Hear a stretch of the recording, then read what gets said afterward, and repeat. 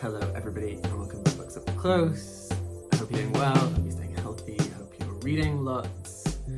This is the episode where I talk about what I read in June, and we've got some interesting stuff to talk about. I don't know whether to start from the worst and get better or the other way around. Maybe we'll start with good and we'll tail off with a book that you might all hate me for disliking. Anyway, we'll get there. Let's start with some good things. Last video I talked about Jack Underwood's debut poetry collection called Happiness. Last month I also read his non-fiction book, Not Even This, the subtitle being Poetry, Parenthood and Living Uncertainly. This is an amazing book of memoir, literary criticism, science writing about what it means to be a new father. It is so insightful. The prose is beautiful. Like, Jack writes great poems, but the prose here is really good.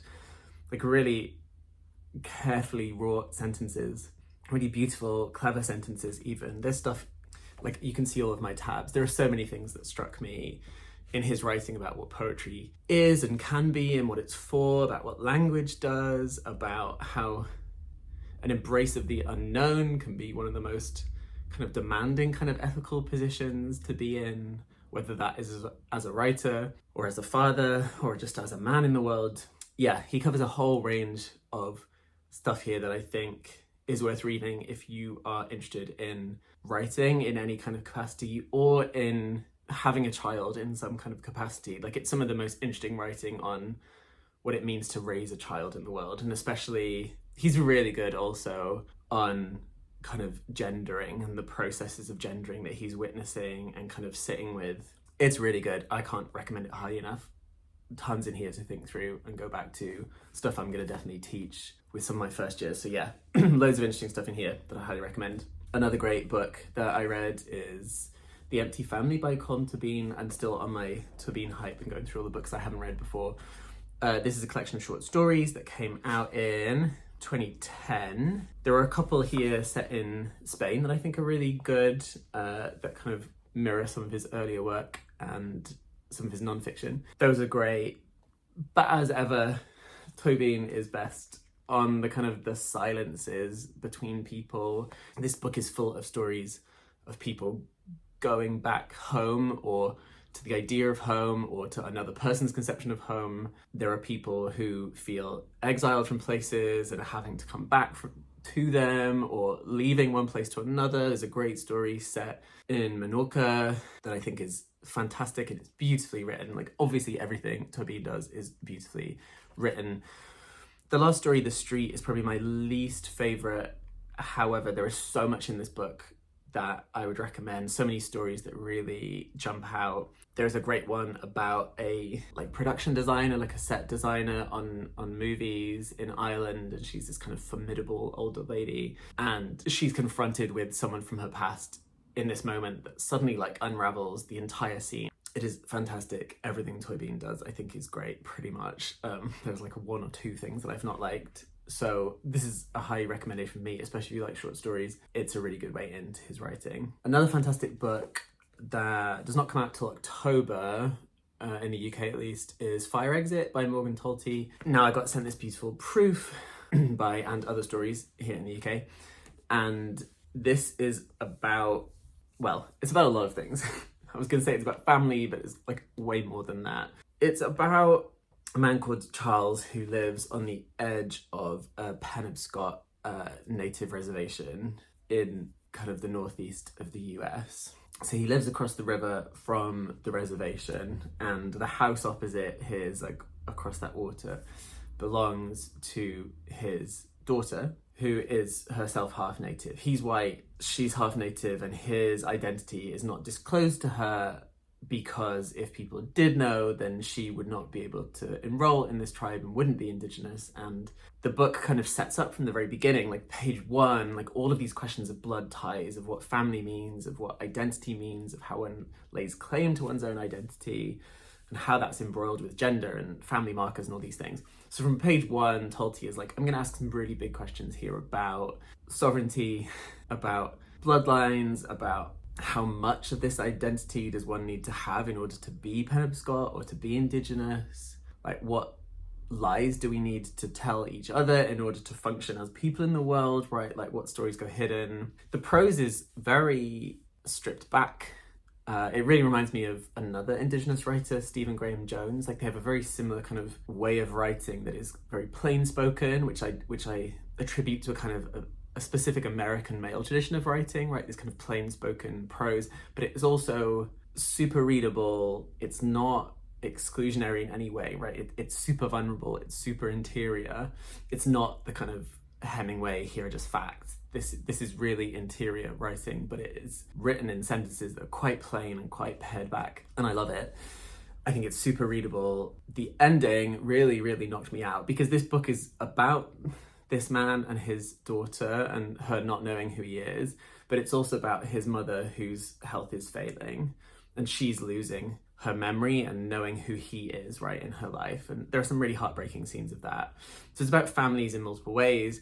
But the ending really took me out. Like, there's some bits near the end which are quite sad, but the very end fully got me on a train, and, you know, as in proper tears in my eyes on a train. I finished it and closed it and kind of just stared out the window for about half an hour, because there was so much reverberation there emotionally. I've read some really weird reviews of this online.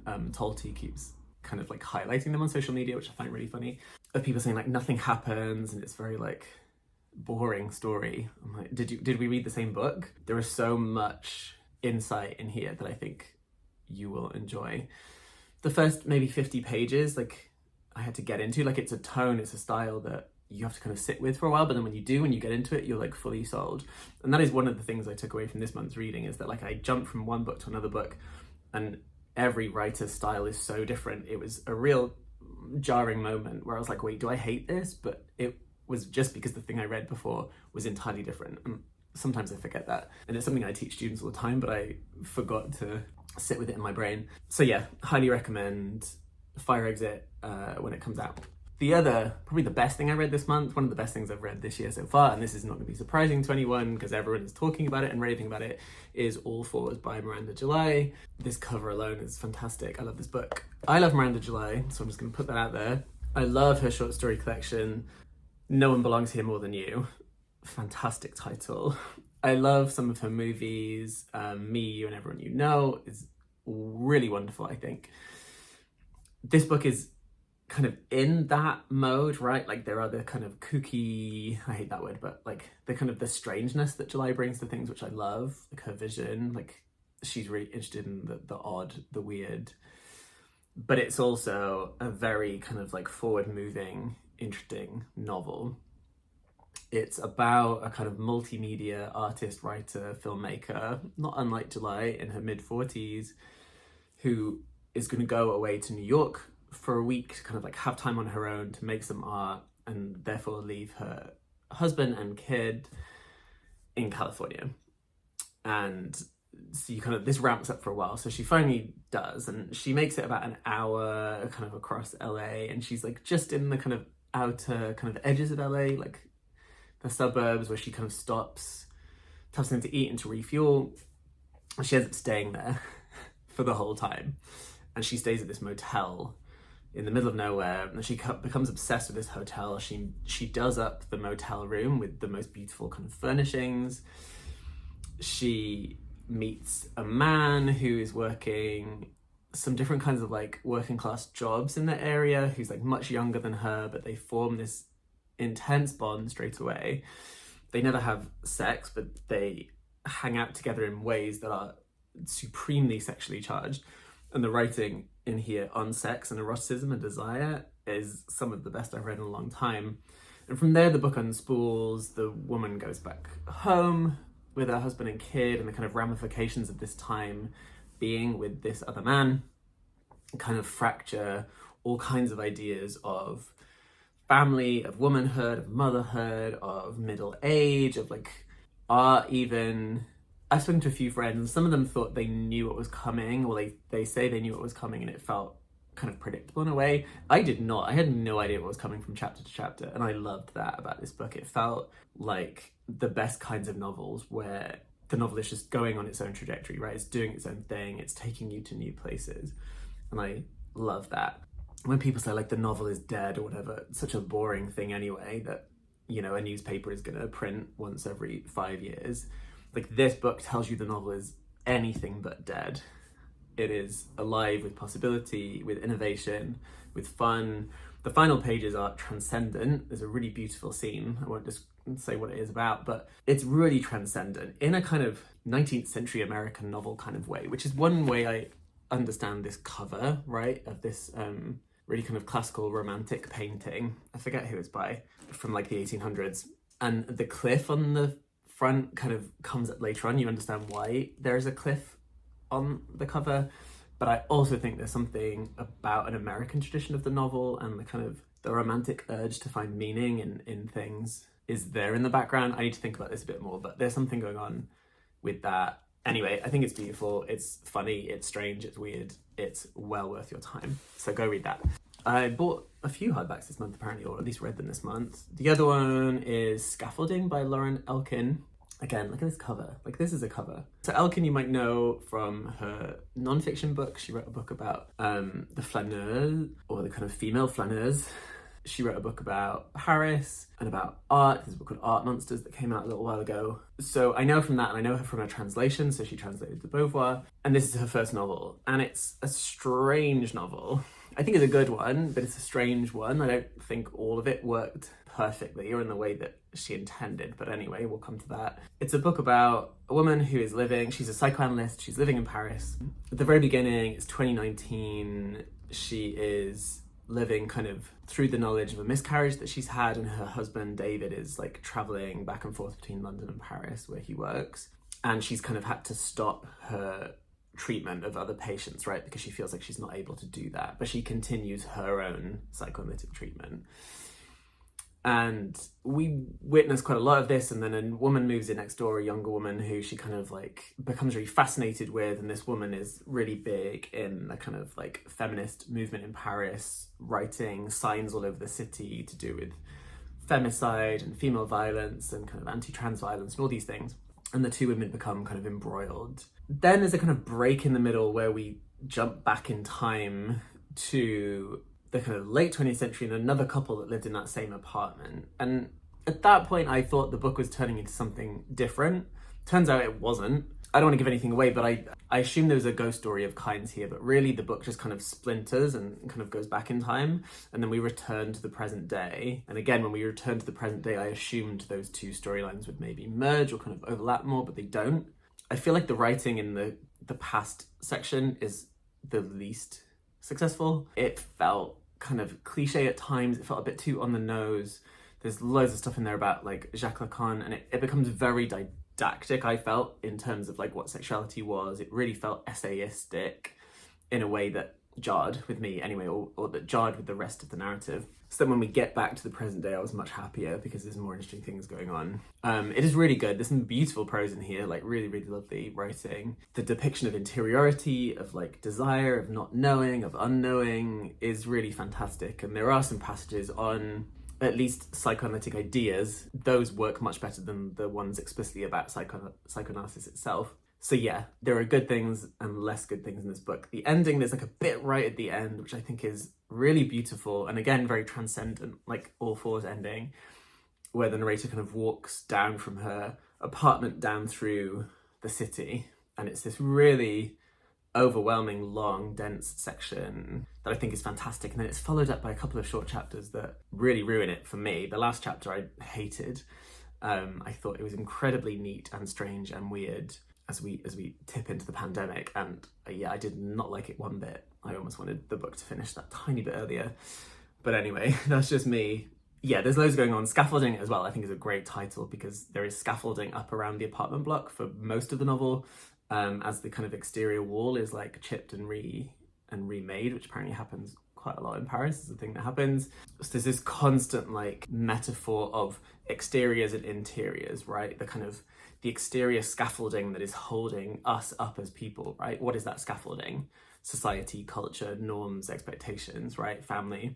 So many forms of scaffolding that keep us intact. Meanwhile, like so much stuff is getting peeled off, right? And internally, there are other things going on. So yeah, I think it's a great title and a great image that holds the book together. So I highly recommend reading it, but there are parts that I really disliked or didn't think worked that well. So I'd be interested to hear your thoughts below about that. The other book that I liked but wasn't fully sold on was Roman Stories by Jhumpa Lahiri. And again, like, I reviewed Lahiri last month, right? And I wanted to read another one of hers. I've read other bits of her.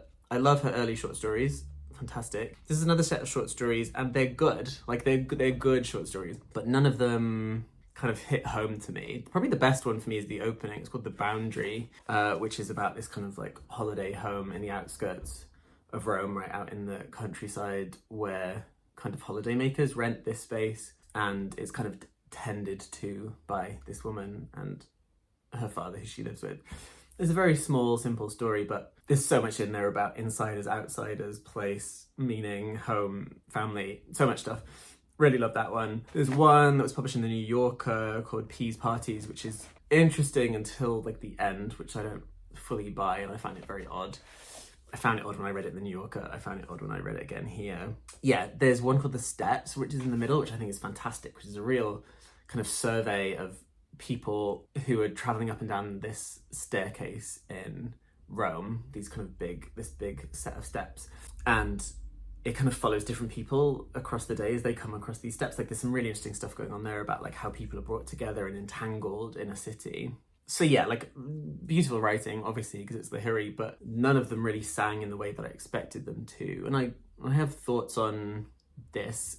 As you might know, Lahiri kind of wrote most of her books in English, and then she moved to Italy, learned Italian, and is now writing principally in Italian, right? Like, her books come out first in Italian, and then like this one, she then translated it into English. So that is interesting to me, like that she's translating herself from Italian into English, which I think is her first language. And I don't know whether in that process, the language is doing something different from what it was in Italian, because some of them, these are very kind of like quiet, very kind of muted sentences. Like, are they muted in Italian, or are they doing something different in Italian? I wish I knew. I wish I could read Italian to find that out. But yeah, so I don't know whether there's a tone issue there that's happening because of translation or because of the reimagining of them in English, or whether it's just a kind of stylistic choice that I'm interested in thinking through a bit more. But yeah, so there's some good stuff in here, just not what I imagined, not what I expected from the book.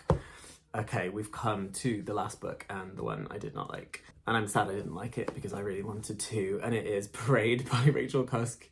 There are many Cusk heads here, I'm sure. God, this is a weird book. Anyone that's read it, please let me know in the comments what you thought, because I'm still thinking about it. I'm still sitting with it. As you might know, Cusk wrote quite a long kind of run of realist novels that are really kind of sharp, piercing, really insightful. She wrote some non-fiction, and then she wrote what's called like the Outline Trilogy. And in the Outline Trilogy, she kind of abandoned what she calls character, right? She says character is dead. Now, we could think about that for days. We could talk about that. I don't buy it, but anyway. In Outline, in that trilogy, she only lets us into the narrator's world, Faith's world, through other people, right? Everyone talks at Faith, and that's what we hear and read, and that's how we find out who Faith is, right? From what other people say. We find out, you know, if you think in kind of like in the kind of terms of painting, it's all about the negative space, right? The space around the thing. Cusk is writing that, which is where we then get the outline of the character herself. So she did that trilogy, and then I was like, well, where do you go from here, right? Like, in this trilogy, you've really kind of abandoned or questioned some of the premises of what novels are and what they are for. So she then wrote a book called Second Place, which I really hated. I've reviewed it on here before. I'll link to it. And yeah, I really didn't like that book.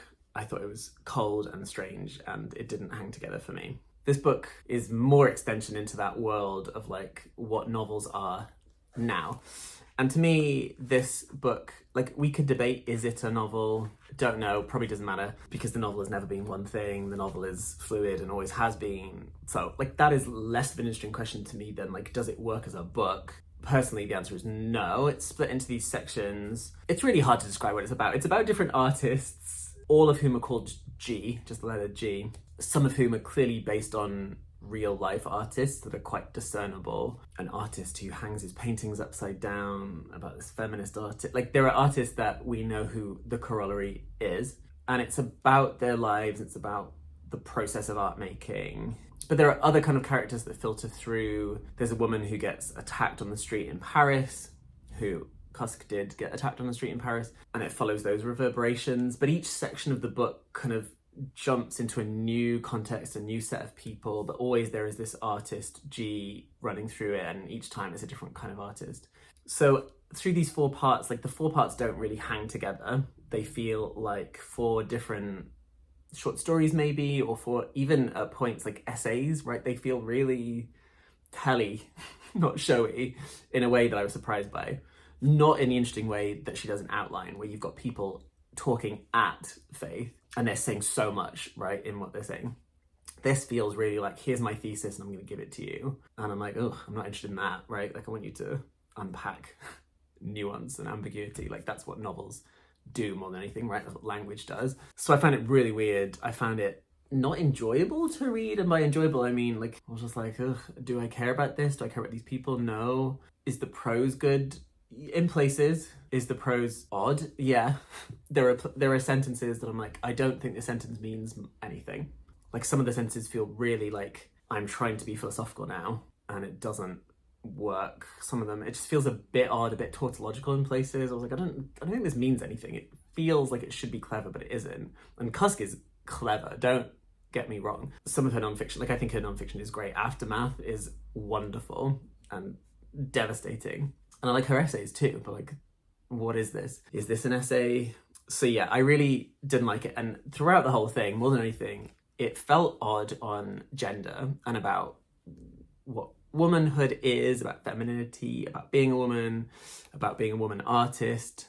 And I felt really unsettled by it all. It felt reductionist, it felt essentialist, it felt like Cusk is saying that women can only be one thing, that to be a woman artist means to be one thing, that women can only make art about certain things. And I was like, maybe this is me. And then I read the Andrea Long Chu review of this book, which I know people have thoughts on Chu's work and her reviews. Her takedown of Zadie Smith is, I think, magisterial, especially since Zadie's recent awful, heinous New Yorker article about Palestine. But anyway, we'll talk about that another time. The Chu review of Parade is, in my mind, perfect. She hits on every single note that I was concerned about, every single element. She then kind of tracks back across Cusk's work and kind of like shows how some of these preoccupations have been there before. And I was like, oh no, this is really strong. And I buy it. It feels very, very odd. It feels sermon-y and lecture-y in a way that, like, I don't expect from Cusk. And just aesthetically, formally, I didn't find it interesting. I found it kind of tiresome and a bit boring. The first section in Paris about the painter hanging his paintings upside down and the woman getting hit on the street was published as a kind of excerpt in the New Yorker, and it felt like a short story. And I think that on its own is interesting and good. And I wonder whether packaging this as like 4 stories or like, rather than, I mean, she's not calling it a novel, but like it's an entire book, right? I don't know, maybe I'm demanding too much of that, but I didn't like it. And I wish I did. And I would love to know what you think about it. So please do comment below and let me know. Okay, those are the books I read this month. As ever, please let me know what you've been reading recently, or what you've got coming up, or what you want to read, or what you think I might like to read. Please let me know. So like this video if you haven't already. Hopefully you do that immediately. Subscribe and ring the bell for notifications, and in the comments sound off with all of your literary takes. As I'm recording this, the New York Times top 100 books of the 21st century, or wherever they're calling it, has come out. We could have a separate video to talk about those maybe. If you want that, let me know, because I have many thoughts on that terrible list. I've made my own little list of my top 10. That would be my slate. Anyway, it's a rough approximation of my slate. I could probably write a different one for you tomorrow, but have a look at that. It's on my Insta if you want to see it. Let me know what books are in your top 10. Until the next video, look after yourselves, look after each other, keep reading and stay well, and see you soon.